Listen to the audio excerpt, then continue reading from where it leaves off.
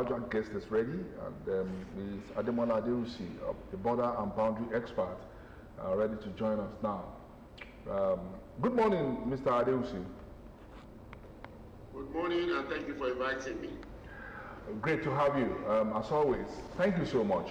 Now, there have been waves of kidnappings in the nation in recent days, you know, and it's really gotten to a level that, you know, has caused us a lot of worries.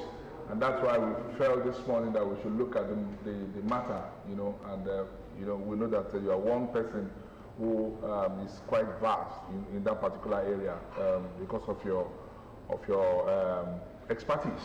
Now, tell us, I mean, is it that our security architecture, you know,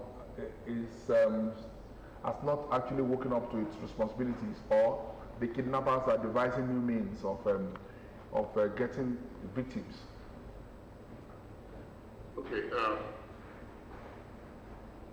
The issue with kidnapping in Nigeria points to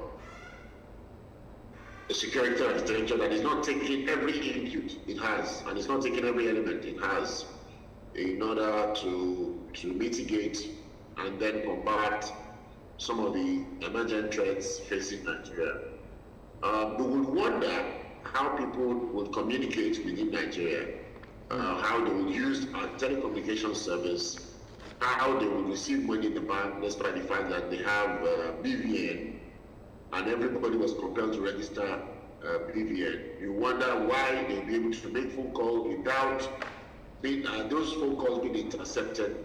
Then you then wonder about the logistic nightmare of kidnapping 250 people.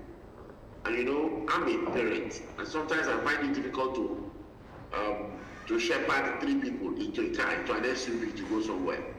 Then you realize that these guys can move 250 people, 200 people into buses, onto, I mean, we've been told that they also do this on motorbikes, and I'm wondering how this is happening, that level of coordinated logistics can happen, and these guys can then disappear into thin air. And for me, as somebody who knows about these things, it is impossible without the connivance or some collusion with either informants or operatives within the security architecture. Because for me, attacking a school and taking 250 children, not anywhere else but in Kaduna, and then those children disappear, despite all the resources, the patrol capabilities that we have, not only in Kaduna but around Kaduna. We have the Military Defense Academy, the Nigerian Defense Academy in Kaduna. We have the First Group, we have the police in Kaduna. We have NSCDC in Kaduna. Where did they go in Kaduna that we did not have the capabilities to intercept 250 people? And this is happening all over Nigeria, where I am seeing people being kidnapped, bulk, wholesale, and heralded into some bush, and then they still have the temerity to make phone calls, and we have the technology to intercept, to listen in, and be able to say this is where they are and go after them, and all of this is not happening. But in all of this, we must also look at the fact that there are also cross-border geopolitical things going on with Nigeria, ISIS, ISWAP, and some of that is also fueling what is going on. So I think the security architecture has failed, but I also feel that the security architecture has not harnessed some of the resources they have in order to mitigate the state of kidnappings that we're currently experiencing. So before now, there has been different reports about ungoverned spaces in some places in the northern part of Nigeria. Is that not also a possibility that most of these areas are not well governed? That's why the kidnappers could actually move in droves, like you said, and move these children, past the different places that they are being kept at this time. Okay. I remember delivering a paper about ungovernable spaces in 2019, and people laughed at me. And I also remember listening to one of the best minds in terms of peace and conflict in Nigeria, Professor Isaac Olawale Albert, and he was saying that the battle has moved away from the metropolis into the forests, into spaces that the governments don't think about. You think there's a forest, it's just there, and the forest and those ungovernable spaces have become incubation grounds. They become practice, grounds. They become staging grounds for some of these things we're talking about. Now, governments, which is where the security architecture now falls into. Nigeria is grossly under-policed, and we have stretched the army so thin with battling things that the army should be battling and things that the army shouldn't be battling. We have the army in the creeks, following people who are doing bunkering, and then we have the army in the northeast fighting Boko Haram, and then fighting kidnapping and insurgency in the northwest and all of that. So there are spaces within Nigeria that people can just get into and decide that they will be staging grounds for whatever they want to do, which is why we have always asked for two things. First, the forests must be ungovernable. If you need to use them, if you need to give part of that to the security agencies so that they establish a camp there so that no other non-state actor can get in there, there's no problem.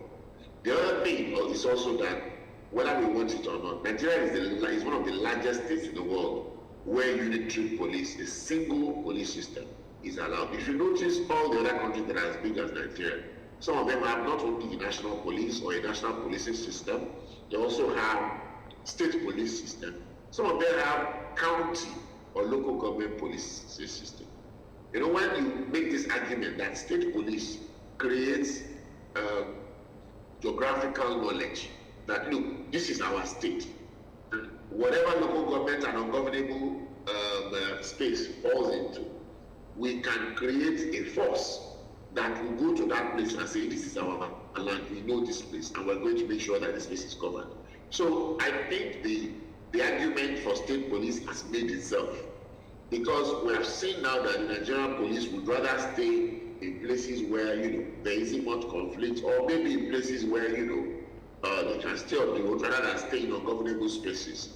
That's one. Second is the deployment of the military into ungovernable spaces. Sometimes it's not strategically, it's not strategic, and I'll give you an example. If you deploy soldiers into a forest now and say, stay in this forest and flush out Boko Haram, if they flush out Boko Haram in 2 weeks, you are likely to say, well, Boko Haram has been flushed out. Let us take the soldiers away from that place. And immediately you take the soldiers away from that place, the Boko Haram people return, which speaks to what we call take and hold. Sometimes you can take a place, but you can't hold on to it because you can't just keep men there doing nothing when you rather deploy them to places where they are better needed. And the guys who know the terrain will simply just move 2 kilometers away. When you move away your men, they come back there and start to wreak havoc on the community again. So we need to look at that security architecture again. And the argument for state police has made itself. We need to be able to police our states individually, because the federal government is not even spending as much money on policing as the states are spending. So why are we, flogging the dead dogs and saying, federal police can protect 998,000 square kilometers of this country, of this very rugged but beautiful country. And you will find out that every time you say to somebody who is from another state who is police commissioner, something is happening in so and so place, they have to go consult their maps before they can deploy men. So ungovernable spaces contribute to anarchy, they contribute to crime, and they also contribute to terrorism and extreme violence. So now that there are different calls from different quarters to get to the root of this, every time, we have, a conversation, we have the increase in the rate of kidnapping, we bring the topic to the front burner. And of course, we also talk about agricultural sector, where most of these spaces that we have in Nigeria, like you said, are largely things that we should use to the benefit of the citizens at this critical time. So how much of this can the governors and the president actually make to work for the real people of Nigeria, so that kidnapping and other forms of terrorism can leave the table as we have it right now? Okay, first we must understand the importance of our borders, and then understand the importance of the border areas. If you remember, on Friday, President Bola Ahmed Tinubu made a pronouncement as executive. The customs and all the border agencies must allow food from borderlands that have farmlands to come into Nigeria rather than going to Benin Republic, because a few things are happening. Number one is the threat of being kidnapped on your farm, or being maimed or being killed on your farm, which is making farmers leave the farm and say, look, I don't want to get killed, so I am going to abandon my farming project. That has happened to even me. I have a small farm that I have refused to go to now because I don't want anybody to point a gun at me and say, look, follow us to where it carry me go where I don't. There is also the pressure of the devaluation of the naira, and I'll bring both together now. People who are close to the borderlands, who have farms, and they produce a lot of food, prefer to now sell that food outside Nigeria because the CFA is stronger than the naira currently. So they prefer to sell those foods outside Nigeria. Third is the fact that a lot of these people that come into Nigeria to come and commit crimes, cross-border criminality people, they know now that they can buy food from Nigeria without having to go into the metropolis. They say, look, buy food around, and this is happening in northern Nigeria, where you see the Nigerian customs actually stopping trailer loads of food from going into the jail. So the first solution here is secure your borders. Nigeria has borders that are so porous that you will wonder what we have been doing since 1960. We are sitting without walls. People do not think, administrators do not think that, taking control of their borders, creating a border management strategy, a border management system that allows you to deter the kind of cross-border criminality that we're seeing in Nigeria. They don't think it is important. They think the borders are just, they're just there to mark, Without a border system, there is no state. So if you look at our border with Niger now, where a lot of this happens, you will see that border is just empty. It's just desert.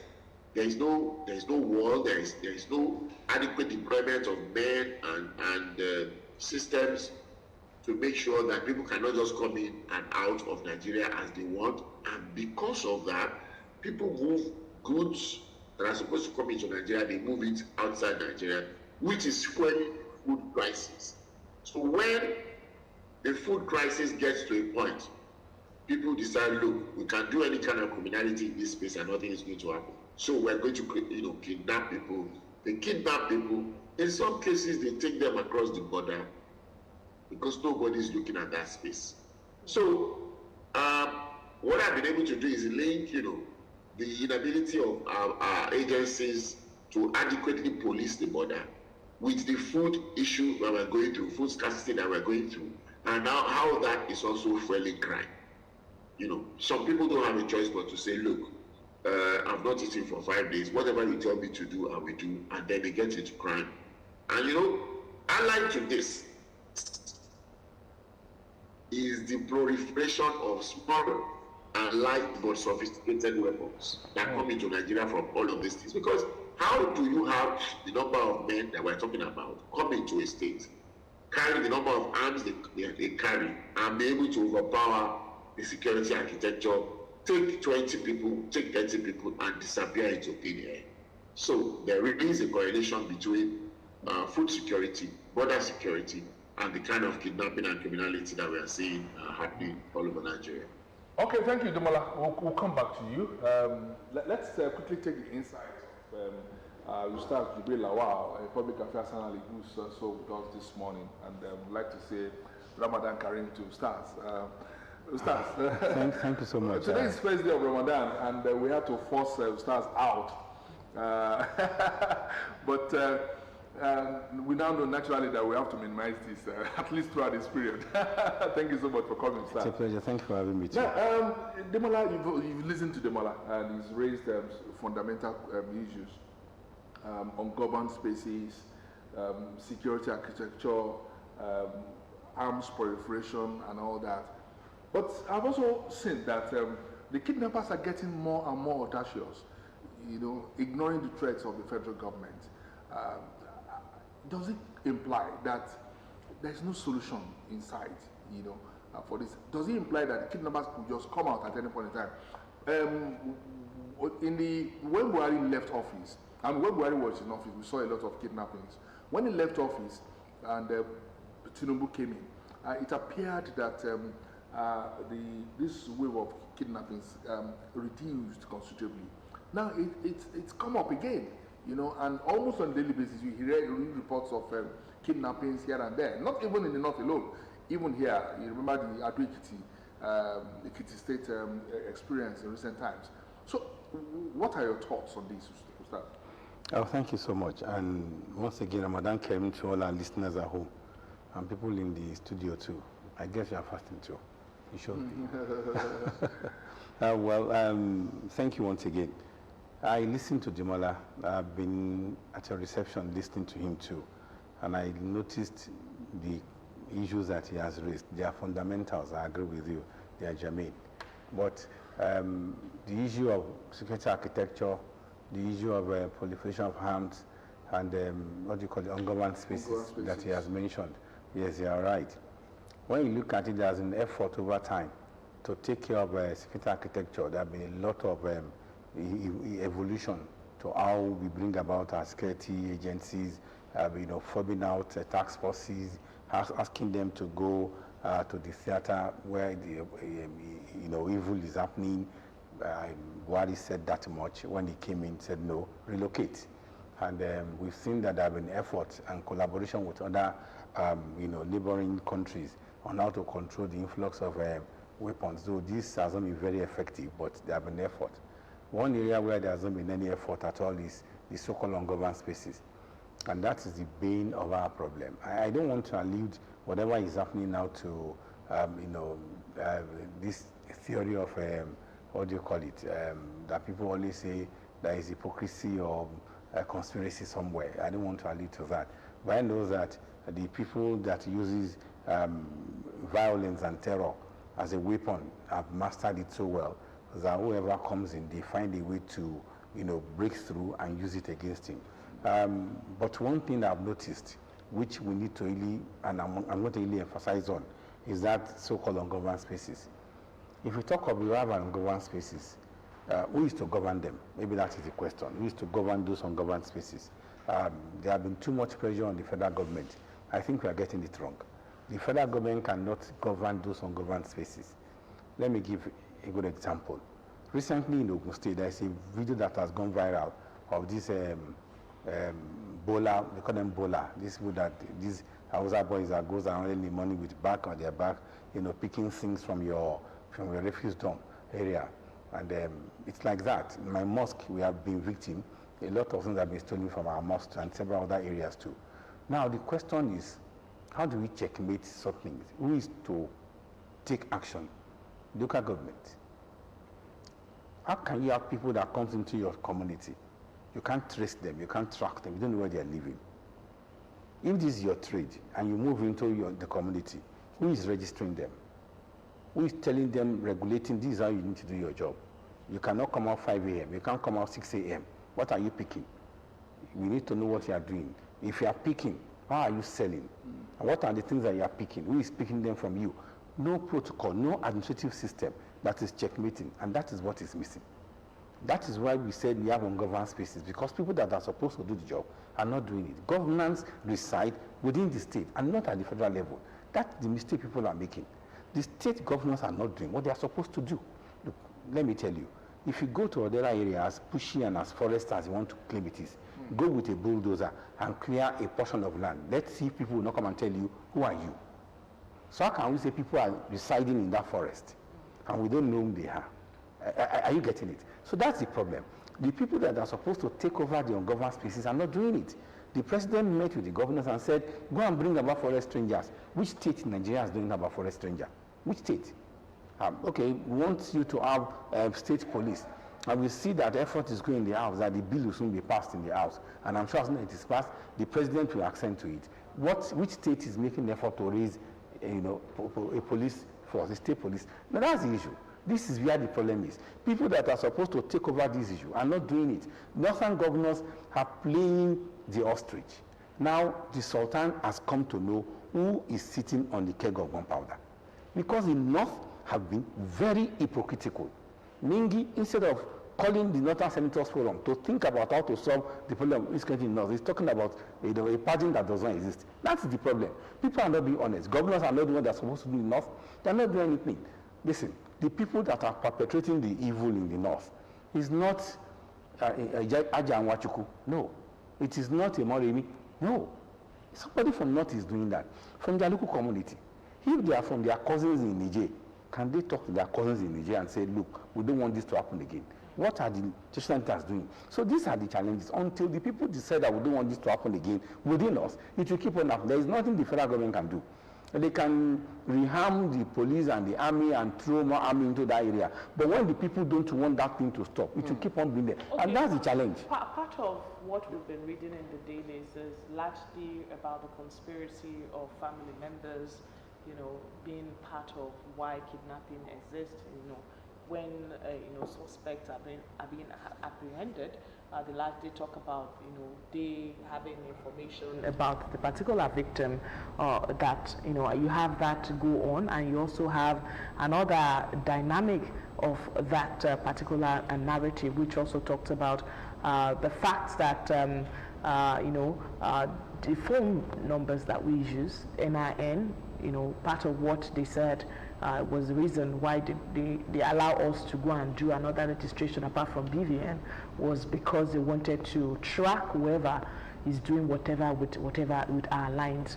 So till today, we've not seen anything, sort of, and we still have Evans. You recall Evans that brought this conversation again to the front burner. He's still there. Nothing has been done with him, though we have court proceedings and all of that going on. But of course, something meaningful has not really been done. And where you have the the first lady saying that kidnapping should attract capital punishment, for such. So how do you look at the issues and look at what would actually deter people from going into it? The first stage is identifying what we feel is the problem. And the second stage is how the law comes in to take effect on people. And I appreciate this, your question, regarding, Evans has been there and several others too. And this idea of repatriation, what do you call them? When, what do you call it? A bandit is captured and somebody will tell you that he has repented. He has repented. He has renounced banditry, repented. But we have seen that quite a number of them are going back to the old business and etc. That's a fact. It takes the people to determine that this is what we want, this is what we don't want. And that's why I said the people of the area where we have this, proliferating should come up with a system to say no. You mentioned Ekiti is a good one. When Ekiti came up, we saw what happened in Ekiti. Everybody in Ekiti showed that we don't want this to continue in our community. And what happened? They fished out those people that were involved. And we see that it is coming down gradually because people don't want it. The North is conducive to criminality. That's just the truth. The North is conducive to criminality, and the people there are not doing anything to want to stop it. Until they rise up to want to stop it, they'll keep on having these challenges. I agree with you, even if you bring capital punishment, the government is still conducive. Capital punishment, as you stop, what do you call it, armed robbery, it hasn't. You see, and etc. were killed, and any as it was killed. What has happened? Did this stop armed robbery? No, it didn't. The people need to rise up and say, no, we don't want this to happen in our community again. No to this. Unless that happens, we'll keep on having what is happening in North.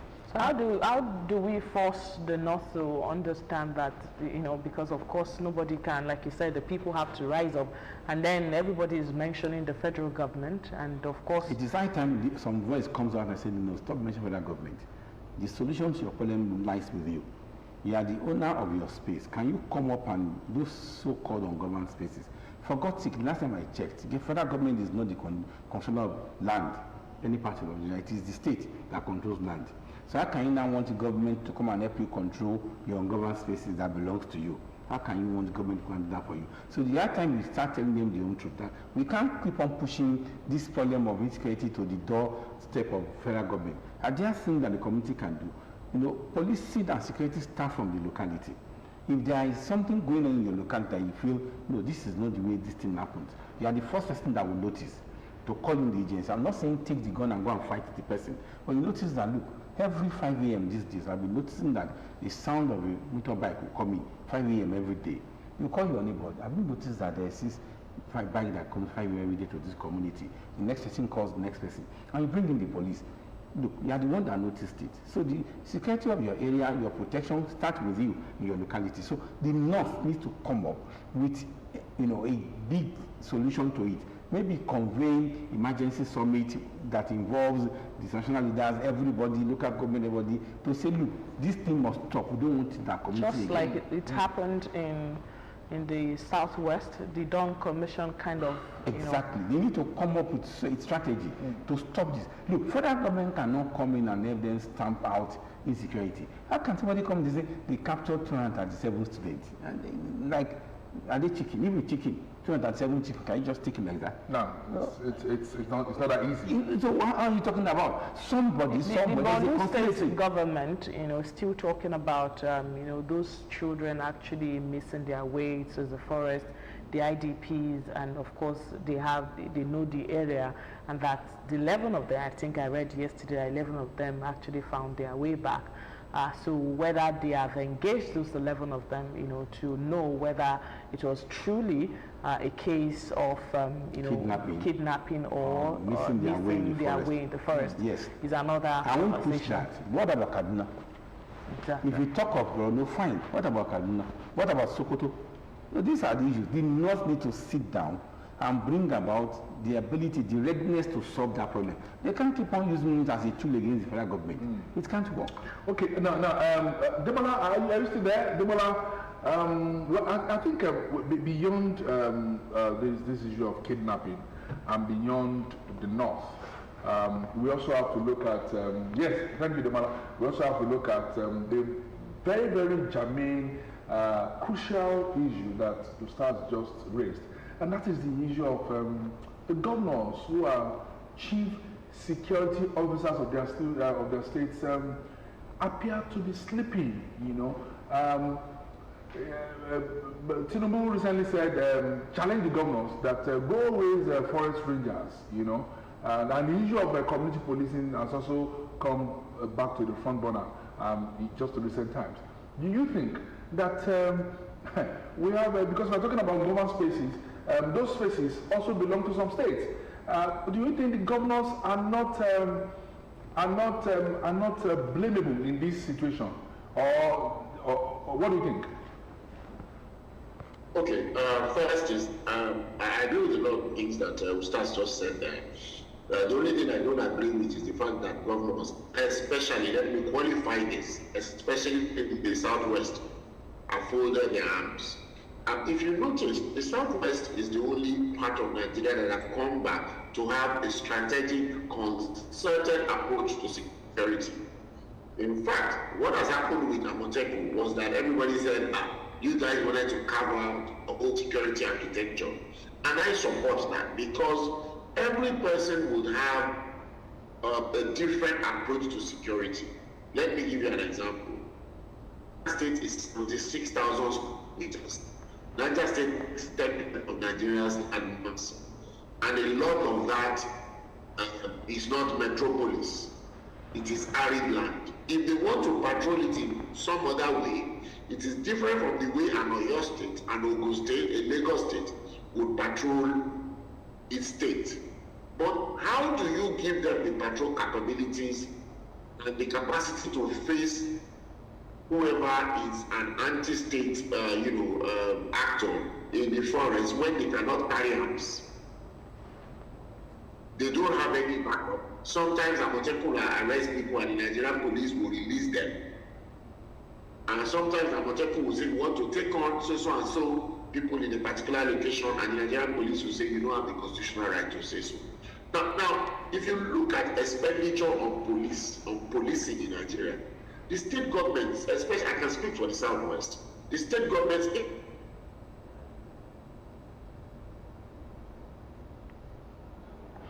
Okay. So I think I think we're having. Stars was largely talking about the northern governors and northern senators, with respect to the kind of solutions they should be coming up with.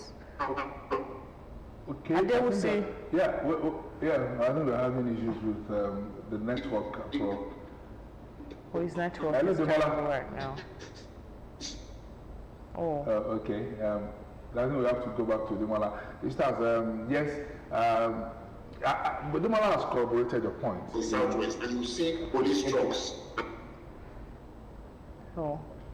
It's still not stable. Maybe No, we'll just not continue. not stable yet. Sorry, but I'm back. Are you still there? He's still there. Yes, I'm back. Okay, so go ahead. Go ahead, Demola. No, the issue is the Nigerian police, but the states, if you refer to them now, just like we did, if you refer to the governors and the chief security officers of the state, this is us because the commissioner of police does not take orders from the governor. And we have seen that happen severally, where the commissioner of police will prioritize the security architecture in a particular way, and the governor, who is elected by the people, who knows the geography, is saying, look, this is what I want in terms of deployment, patrol capacity. Don't stay in the rich areas where you can collect money. So, those areas where we will have issues if they are ungovernable. And the police commissioner will choose to do. Now, in the north, sorry, I need to make this point. Okay. What we're seeing in the north now was incubated like 10 years ago. You see, the Almajiri system, the system that allows young children to go out and beg for food for 8-10 years, creates social paths. It creates children who feel that the society has been, they have been undone by the society, and because of that, they are readily available for deployment by anybody and anyone that can give them food. So what we're seeing in the north currently, and I find it funny that a lot of people who have not been to the north tie it to one religion or the other. No, it is a socio-economic crisis that the system of the north, the feudalistic system of the north, has created. And just like Gustav said, the northern elite have just folded their arms, they're looking at it, they're playing ostrich with it, and they're blaming anyone that is blamable. The current issues going on in the north are more than what the governors can face, and I'll tell you why. We have the Office of National Security, ONSA is there. We have the Directorate of Military Intelligence under the federal government, the police under the federal government, NSCDC under the federal government. And all of those people have different capabilities. They have capabilities to intercept calls, they have capabilities to use your phone number, your BVN to track you. They have all sorts of capabilities that we don't even want to talk about. But the states do not have all these capabilities. Before the state can do that, that's difficult. So because of that, I think the federal government needs to quickly devolve powers to the states so that they can really become chief security officers of their states. Okay, Ademola, we've heard the different, suggestions from different individuals, and the most recent one was the one made by the First Lady of the country, talking about, capital punishment. I don't know whether this sits well with you if capital punishment is introduced, as penalty for kidnapping at the end of the day. Will this actually reduce kidnapping in Nigeria? Okay, just like Ustaz has said, the statutes of Nigeria are replete with a lot of people that have a lot of offenses that have capital punishment as the ultimate price to be paid if you are caught and convicted.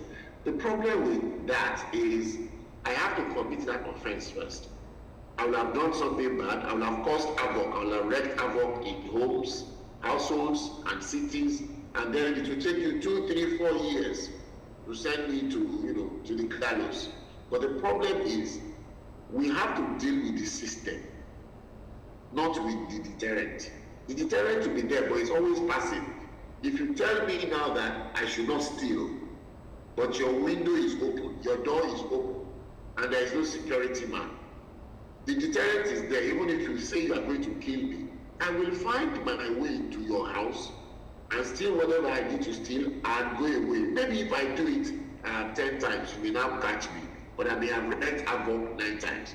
The issue for me is the current security arrangement in Nigeria is not working, and that is the root cause. The legislature on whether they should be in jail forever or they should be killed by the state doesn't matter to me. Let us lay the axe at the root of the matter. Let us prevent people being able to use extreme violence against other citizens. And we can do that by strengthening the security architecture, by ensuring that every space is governable, by putting people in charge who know how to use all the array of powers that the police and other paramilitary agencies should have. I do not see any reason why the Nigerian police force does not have what you that you can quickly call up when there is a security breach, and that helicopter has infrared capabilities to be able to scan 50 kilometers of the radius of where something was going on. And you cannot tell me that people are going to take 250 people and disappear into thin air. So for me, the issue of capital punishment is by the way. It is not a real solution to what we're going through. Okay, Bala, okay, thank you. Beyond punishment, Ustaz, it also appears that as a country we are not really understanding the impact of insecurity on our land. Now, look at one of the headlines on the front page of the Vanguard newspaper this morning. Hunger: if FD fails to secure farmers, food prices will remain high. That's coming from an association that's called FACA. Now, for me, it appears, because when this kind of things happen, it's given an indication that there's no government in place. I really don't understand. Maybe those who go to public offices, those who are in government positions, don't understand that the first thing first is the security of the land. We read all of these things in advanced countries of the world. We even watch in movies how the systems deal with crime, with chilling effectiveness. But here in this country, it appears nobody bothers, nobody worries. You mentioned the National Assembly. Shouldn't this also worry them? Oh, thank you. I think the problem is we're overwhelmed by the magnitude of the challenges that we face. That's why people make comments, in public space at times. They are shocked that, what is this person saying? Does it even make sense? Everything is, like you said, observed, is going to back to federal government. I think we need to start having a rethink. And luckily for this government is doing that rethinking, though people are yet to grasp what they are talking about. They are doing a lot of devolution. And at the end of the day, the state governors will be exposed. I'm going to say that, and I'll repeat it. The state governors are the ones that are not doing their job, that is causing all these challenges we have on our hand. If anybody should protect farmers, it's not federal government. I'm not joking. Yeah. If anybody should protect farmers, it's not federal government. It is the state government that should protect farmers, and not federal government. Niger State is big, is huge. Luckily, the governor is saying that he has set a vision for himself that he wants to become the best governor in terms of agriculture, given certain number of years. I think he can't remember the timeline he gave, but he's doing something like that. Now, if you have all those big spaces in Niger, they become hideouts because we are not making use of them. Let me give this simple allegory. In your community, when crime starts rising and people are disturbing you, the first thing you want to do is all the uncompleted buildings in your community, Am I wrong? That is what you target. Yes. Where are they hiding? So it becomes hideout because they are abandoned. And that is a typical example of the ungoverned spaces I'm talking about. When the places are left ungoverned, untouched, unused, okay, remove the word ungoverned, unused, you know, you don't utilize them for anything, somebody will take, you know, take it over. That's just the problem. So if we have such large land space in Niger, and Niger State has local government with ward and councillors, and at the Kali, whatever they call them, these are local chiefs, like the Bales, can they take over these places and find a way to farm there? If it is too big for them, can they engage other people? Because when these places become farmlands, nobody will go there to hide. Because they are not utilized. And that's what I'm saying. Then the architecture, the one I spoke about, I agree with him. And the architecture is evolving already. The federal government has the military, that is the 3 arms, Army, Navy, and Air Force. The DMI, like I said, I agree with him. They equally have the civil defense, and they have the border patrol system, etc. But this does not take away the fact that the state government can equally be involved, and that is coming up. I just said it. Federal government said, go and establish forest rangers. None of them is making effort to establish forest rangers in this area. Forest rangers that will take over the place. And I said, harm them. We will give you opportunity to harm them. And there is a law coming up for this to happen. It's not until governors realize that they have a role to play, that the word governor means governance. And they are to govern over their area until that is what is not changing. The federal government is doing a lot of things to change narratives, but the state governors felt it is not our business. Does it mean that the governors in Nigeria have been over-pampered for years?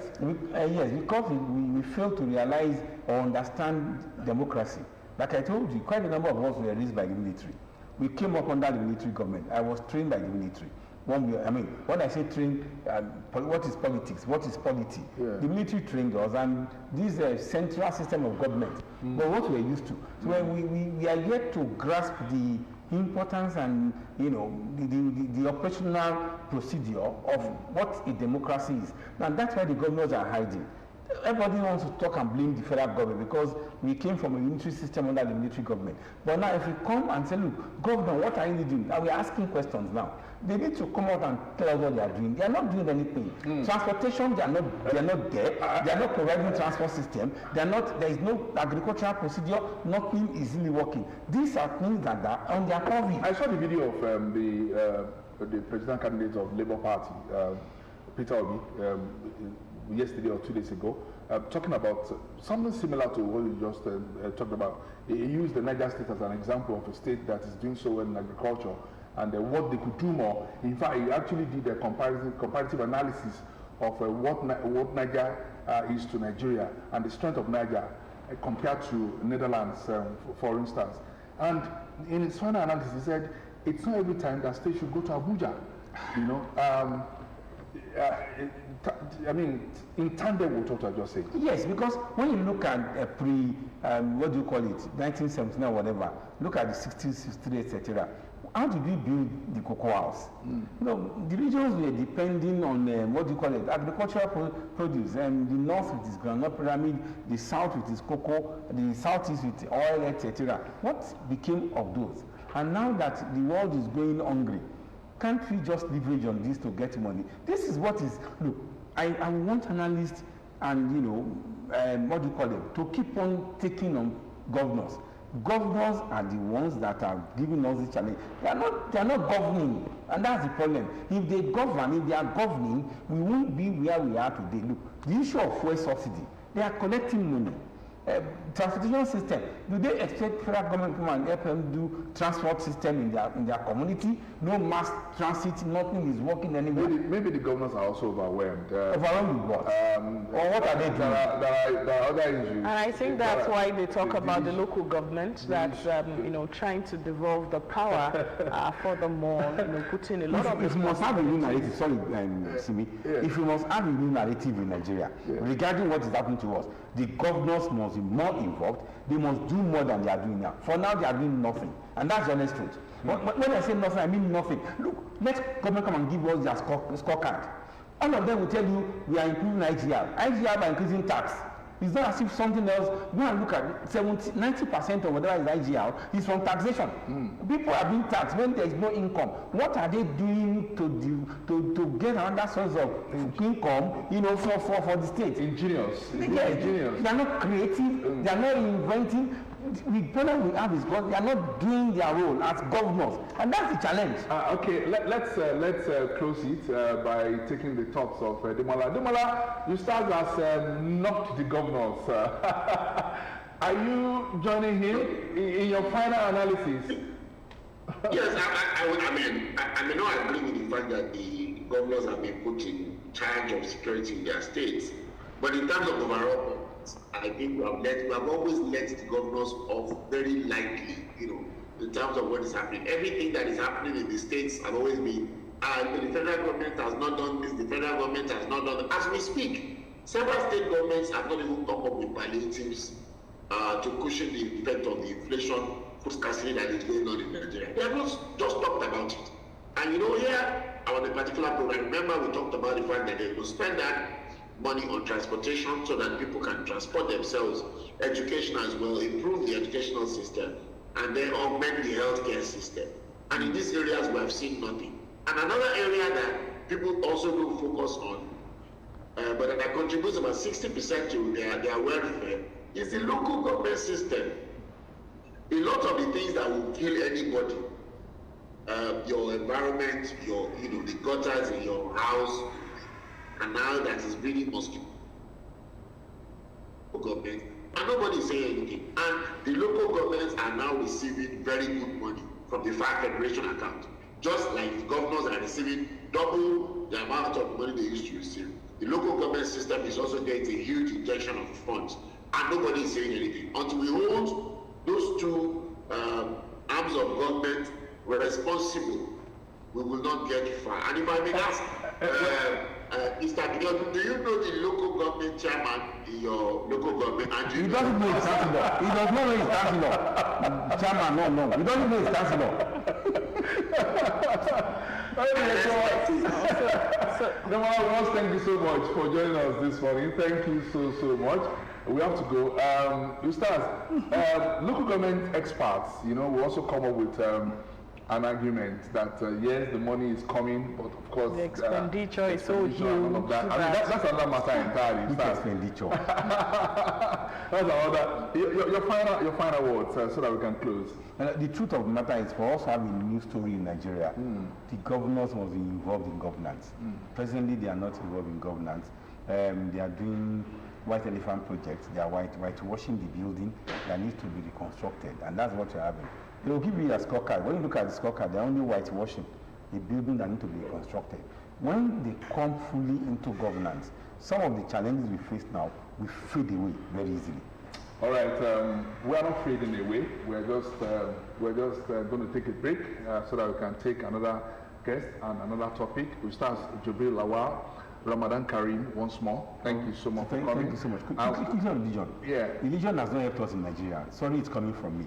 When I was younger, we didn't have this number of churches and mosques and Asalatu group that we have. And morality was good then, ethic was good then. Yeah. Now with so many churches, pastors, imams, Asalatu grouping, things are going back. Ritual killings, you cannot put your daughter in the care of your neighbor. I know whether you get what I'm saying. Yeah. So can religious leaders come out and find a way to contribute to the polity by raising the standard of our ethics and morality in the